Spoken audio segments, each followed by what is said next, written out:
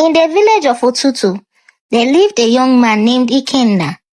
Ikenna was an orphan. He lived alone in a small hut. The only living relative he had was his old grandmother. She lives in the neighboring village called Ikuku. So every market day, he goes there to visit her. One day, he visited his grandmother and she gave him lots of dried meat and foodstuffs. The bag he carried was so heavy and it made him walk slow. So he arrived really late to Otutu and he was so thirsty. He got to his hut and he tried to take water from the pot, but the water was infested with ants.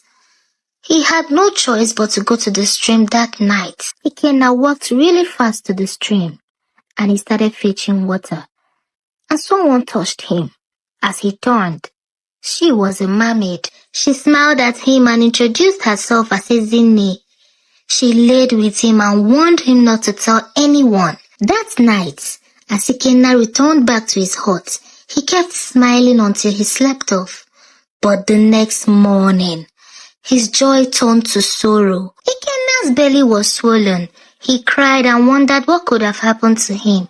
He felt something kicking inside his belly. He remained inside the house, sleeping and eating the dried meat he brought from his grandmother's place. But after some days, the meat was finished. He had no option but to go out and look for food. So he started sneaking out. This continued for a while. But one day, while he was out, taking fruits, a palm wine tapper noticed him. The palm wine tapper informed some of his friends, and the friends informed their women. And that was how the news spread like wildfire. The villagers whispered about Ikenna. Children pointed their tiny fingers towards his hut. Elders exchanged glances. Some of the villagers trooped to his house to see the pregnant Ikenna. This made him very shy. He cried and begged the gods to take his life. Word spread to neighboring villages and people journeyed to see the pregnant man in Otutu. This made the elders of Otutu very worried. So, the elders of Otutu decided to summon Ikenna and question him. But Ikenna sat there looking at the entire village without saying a word. Ikenna or Guinea, say something. We don't know if what you have inside you is a blessing or a curse. We are giving you 5 days to give us an answer, else you will be banished from this land. So they allowed Ikenna to go back home. That night, Ikenna went to the river and he started crying. Ezinne, show your face. What have I done to deserve this? This burden you have given me is too much for me to carry. Come and take this load. Come and take it. And Ezinne showed her face. She smiled and told him not to worry, that she would defend him and he would not be banished. So Ikenna went back home that night, and 5 days later, he was summoned to the palace again. Ikenna, are you ready to talk now? Ikenna, say something. Ikenna, why are you quiet? Say something. But Ikenna sat there crying and waiting for Ezinne to appear and defend him. But there was no sign of Ezinne. So the king ordered the villagers to chase him away. The villagers started chanting and singing derogatory songs as they chased him away. Suddenly, Ezinne appeared. The child inside him is a blessing and not a curse. That child is a warrior and will save this land. Anyone who touches Ikenna will face my wrath. Now take him back to the village and treat him like a king. Anyone who disobeys me will die. So Ezinne warned them. She also appeared to the king and some of the elders, and she warned them too. They immediately sent Ikenna back to his hut, and the elders apologized to him with a chieftaincy title. The entire village started trooping to his house daily with different delicacies. His grandmother also visited him and started taking care of him. Ikenna became very happy again. He cradled his belly, feeling the flutter of life. One rainy night, Ikenna felt his first contraction. The earth trembled with sympathy. As he knelt down, he shouted and cried. But with the help of his grandmother, he pushed, and he gave birth. A daughter with skin like the sun. The next morning, the entire village jubilated. They celebrated and welcomed their warrior. They all trooped to his house with so many gifts and food. The king and the elders also celebrated, and they organized a grand feast to welcome their warrior. The feast was very elaborate. They all danced, they ate, and married.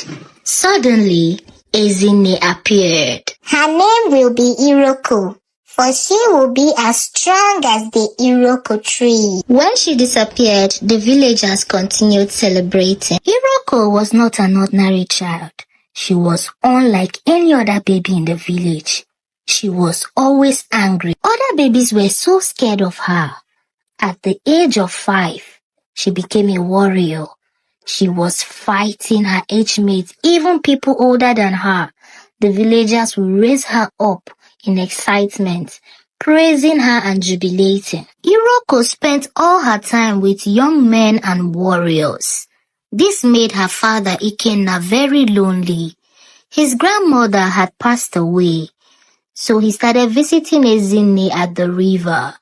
Every evening, he would visit her, spend quality time with her, and beg her to take him under the river to see her people. But Ezinne kept taking him to other parts of the river, and Ikenna kept insisting that he wanted to meet her sisters and mother. Iroko turned 18 and a war was coming. The village of Ikuku threatened to wipe away their entire land. This made Iroko very angry. So she got the blessing of the king and she organized the warriors, and together they marched to the battlefield. Iroko fought fearlessly and the village of Otutu was able to defeat the village of Ikuku, and together they carried her as the champion back to the village. Everyone in Otutu welcomed and celebrated her, but Iroko could not see any sign of her father Ikenna. This made her very angry, so she walked straight to their hut to confront him. But getting there, she could not see any sign of her father. Ikenna had gone to the river the previous night to see Ezinne. He pleaded with her. He wanted to see her sisters, and this time, Ezinne accepted. Ikenna met with her sisters and they all fell in love with him. They decided to marry him and live with him down there. Ezinne was so angry, but there was nothing she could do. Meanwhile, Iroko was so angry and tired of waiting for her father, so she decided to go to the river and look for him. Ezinne, show yourself. Where is my father? My beautiful child, your father now belongs here. You can join us. After all, you are done with your mission. Never. I will never join you. So the battle began. They fought tirelessly for 3 days and 3 nights. Eventually, Iroko defeated the mermaids and she brought out her father, Ikenna. But he never remained the same. Ikenna became deaf and dumb.